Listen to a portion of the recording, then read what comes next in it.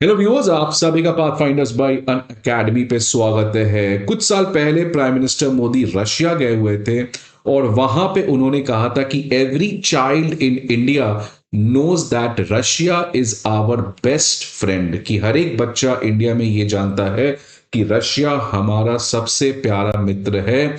और इस मित्रता की सबसे बड़ी वजह है भरोसा। रशिया ने जिस तरीके से इंडिया को कोल्ड वॉर के समय मदद किया, जब पूरे वेस्टर्न कंट्रीज इंडिया के अगेंस्ट एक्टिविटीज कर रहे थे, पाकिस्तान को स्पॉन्सर कर रहे थे, उस समय Russia have stood in those difficult time, and that is why for India Russia has always been and always will be the best friend. लेकिन इंडिया रशिया की जो दोस्ती है वो कोल्ड वॉर से इस समय 2024 में काफी ज्यादा इवॉल्व की है।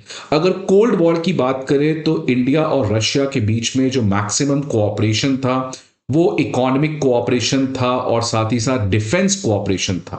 लेकिन जो सबसे स्ट्रॉन्गेस्ट पिलर था इंडिया रशिया की दोस्ती का, या हमेशा से जो स्ट्रॉन्गेस्ट पिलर रहा है इंडिया और रशिया की दोस्ती का, वो रहा है defence partnership. Because India has been exporting India has been importing maximum weapons from Russia. लगभग हमारा 70 से 80% तक जो इंपोर्ट होता था आर्म्स रिलेटेड, वो सब रशिया से आता था। लेकिन अगर आज की बात करें या इनफैक्ट पिछले 3-4 साल की बात करें तो एक बहुत स्ट्रैटेजिक शिफ्ट आया है इंडिया रशिया के रिलेशन में। जैसे जैसे रशिया का रिलेशन 2014 के क्राइमिया एनेक्सेशन के बाद वेस्ट के साथ खराब हुआ है, वेस्टर्न कंट्रीज ने कोल्ड वॉर के बाद पहली बार रशिया को सैंक्शंस लगाना स्टार्ट किया 2014 के बाद, और दूसरी तरफ इंडिया का रिलेशन वेस्ट के साथ, प्राइमरली अमेरिका के साथ काफी स्ट्रांग हुआ है, प्राइमरली टू डेटर चाइना। उस कॉन्टेक्स्ट में इंडिया एक तरीके से बहुत ही स्मार्टली वेस्ट और रशिया के साथ अपने रिलेशन को बैलेंस करने का प्रयास कर रहा है। Because India's main objective is to balance और to stop the rising hegemon China, to provoke India on its border. तो इंडिया का पूरा फॉरेन पॉलिसी इस समय चाइना के प्रति फोकस है, और उस चाइना के प्रति फोकस की वजह से India needs America and also India needs Russia. तो जिसकी वजह से इंडिया जो है स्मार्टली दोनों कंट्री के बीच में मैनेवर कर रहा है अपने स्ट्रैटेजिक ऑटोनॉमी को बना के। और इसी प्रयास में इंडिया की जो फॉरेन पॉलिसी है रशिया के साथ, अगर आप इस ट्रेंड को देख रहे होंगे तो डिफेंस पार्टनरशिप बैक सीट पे हो चुका है और इकोनॉमिक पार्टनरशिप पे पूरा फोकस है। मतलब इस समय अगर आप देखिएगा जितने भी मीटिंग हो रहे हैं इंडिया रशिया के बीच में, जितने भी बायलैटरल विजिट्स हो रहे हैं, उसमें एक बड़ा फोकस एरिया है कि कैसे इंडिया और रशिया के बीच में इकोनॉमिक पिलर ऑफ पार्टनरशिप को स्ट्रांग किया जाए। बिकॉज इंडिया को पता है कि पहली बात, रशिया यूक्रेन वॉर में इंगेज है, तो रशिया उस लेवल से हमें डिफेंस का टाइमली कमिटमेंट नहीं कर पा रहा है।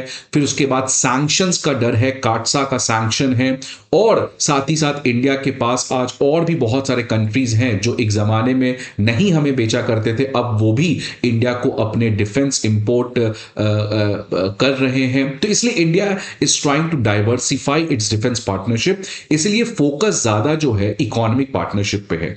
और इसी फोकस में एक बहुत बड़ा गिफ्ट पुतिन की तरफ से आ रहा है कि आने वाले समय में प्रोबेबली 2025 नेक्स्ट जनवरी के समय से ही इंडियन टूरिस्ट जो है वो रशिया ट्रैवल कर सकते हैं, जिनमें उनको कोई भी वीजा की जरूरत नहीं रहेगी, जिसकी वजह से इंडियन टूरिस्ट का आने वाले समय में रशिया जाना एक बहुत ही प्रेफरेंशियल डेस्टिनेशन बन सकता है, जिसकी वजह से further people to people and economic partnership को स्ट्रेंथन किया जाएगा। तो आज के इस सेशन में हम लोग इन्हीं के बारे में बात करेंगे, बट पहले आप न्यूज देख सकते हैं कि 2025 से Indian tourists visa free travel कर सकते हैं रशिया के लिए। ये बेसिकली एक आउटकम निकल के आ रहा है। दोनों कंट्री के बीच में लगातार पिछले कई महीनों से डिस्कशन हो रहा है कि कैसे वीजा के रेस्ट्रिक्शंस को कम किया जा सके और visa free group tourist exchange programme के थ्रू इंडियंस को उसमें इंक्लूड किया जाए, सो दैट इंडियंस को travel Russia without requirement of visa. अगर अभी की स्टेटस की बात करें तो 2023 के अगस्त के महीने में रशिया ने ऑलरेडी इंडिया के लिए यूनिफाइड ई वीजा प्रोग्राम लाया था, जहां पे अगर किसी भी इंडियन को रशिया जाना है तो उनको एक सिंगल ई वीजा चाहिए। वो चाहे बिजनेस पर्पस के लिए ट्रैवल करे, वो चाहे टूरिस्ट पर्पस के लिए ट्रैवल करे, वो चाहे दोनों पर्पस के लिए ट्रैवल करे। और ये जो ई वीजा, जो डिजिटल वीजा था, ये मात्र 4 दिन में प्रोसेस हो जाता था। लेकिन इसके बावजूद एक बहुत बड़ा प्रॉब्लम था कि कभी कभार ये 4 दिन 1 वीक हो जाता था, बहुत सारे डॉक्यूमेंट्स चाहिए थे, ब्यूरोक्रेटिक हर्डल्स था, जिसकी वजह से अभी भी इंडियन विजिटर्स जो हैं वो काफी परेशानी झेल रहे थे रशिया जाने में। तो इसी कॉन्टेक्स्ट में अब इसको लिबरलाइज करने की बात हुई है। आगे इन सभी चीजों को काफी विस्तार से हम लोग बात करेंगे, बट एक इंपॉर्टेंट इंफॉर्मेशन आप सभी के लिए कि हमारे ऑफलाइन बैचेस हमारे चारों ऑफलाइन सेंटर में करोल बाग, मुखर्जी नगर, पटना, प्रयागराज में स्टार्ट होने जा रहे हैं on 20th of December at a very special price of 59,999। आप करोल बाग, मुखर्जी नगर, प्रयागराज और पटना के ऑफलाइन सेंटर्स के डिटेल आप यहां पे देख सकते हैं। Unacademy IAS comprehensive GS course के अलावा सीसैट ऐसे writing course, comprehensive current affairs, full length test series और ऑप्शनल जैसे कोर्सेज को भी प्रोवाइड करता है। इन सारे इंफॉर्मेशन के लिए आपको हमारे ऑफलाइन ब्रांचेस पे विजिट करना होगा, या नहीं तो आप हमारे ऐप को भी डाउनलोड कर सकते हैं।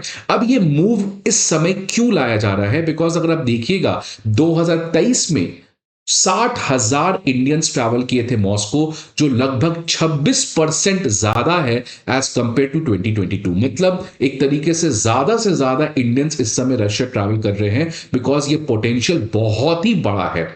अगर बात करें तो रशिया ऑलरेडी इस तरीके का visa free entry service provide करता है चाइना और ईरान को, जिसकी वजह से इस समय चाइना और ईरान के tourists as compare to Indian tourists काफी ज्यादा विजिट करते हैं रशिया। तो इसीलिए रशिया चाहता है कि जिस तरीके से ये वीजा फ्री एंट्री की वजह से चाइना और ईरान के टूरिस्ट रशिया आते हैं, वैसी इंडिया जो कि एक बहुत बड़ा मार्केट है रशिया के लिए, वो भी इंडिया के भी टूरिस्ट इस तरीके से आ सके।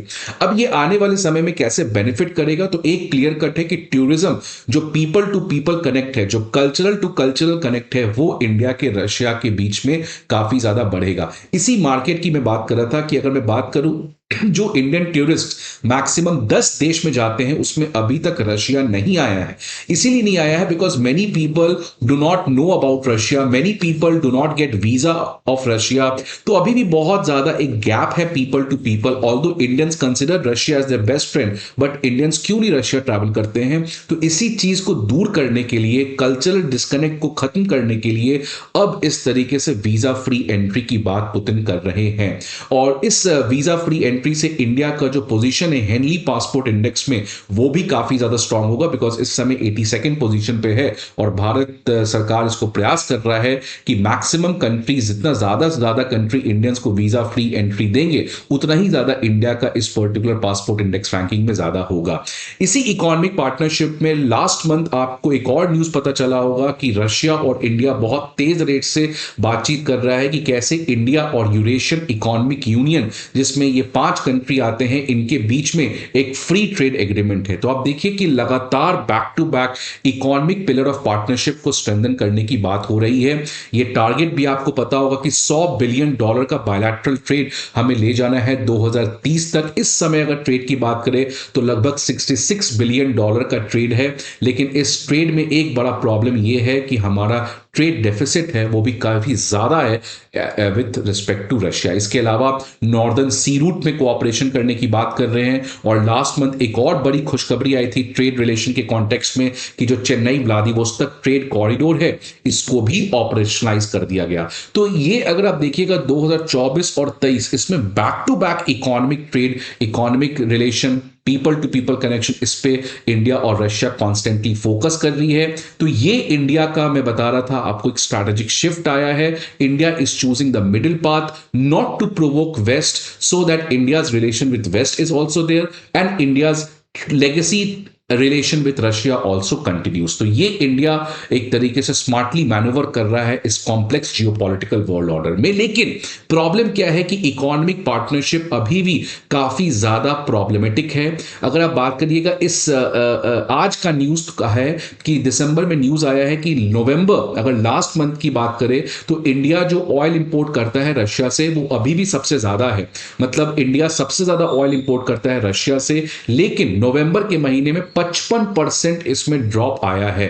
बिकॉज आपको पता होगा कि सैंक्शंस के पहले इंडिया रशिया से लगभग मात्र 1% ऑयल इंपोर्ट करता था। बिकॉज बहुत मुश्किल है, उतना ऑयल तो हम ईरान, इराक, सऊदी अरेबिया यहां से इंपोर्ट कर लेंगे, क्यों जरूरत है रशिया के ऑयल को मंगाना। वो क्योंकि सैंक्शंस के समय रशिया में चीप ऑयल दे रहा था, जिसकी वजह से हमारा ऑयल इंपोर्ट बढ़ा है। अब सवाल आता है कि क्या ये ऑयल इंपोर्ट हमेशा रहेगा? अगर रशिया अपने ऑयल का दाम बढ़ाता है तो क्या इंडिया के लिए इकोनॉमिकली फीजिबल रहेगा रशिया ऑयल खरीदना? ये एक प्रॉब्लमेटिक बात होती है। इसके अलावा अगर आप बात करें चाइना रशिया की ट्रेड, इंडिया के रशिया की ट्रेड से लगभग 4 गुना ज्यादा है। तो अभी भी गैप हमारे बीच में बहुत ज्यादा है। That is why Russia China के ऊपर ज्यादा डिपेंडेंट हो सकता है एज कंपेयर टू इंडिया।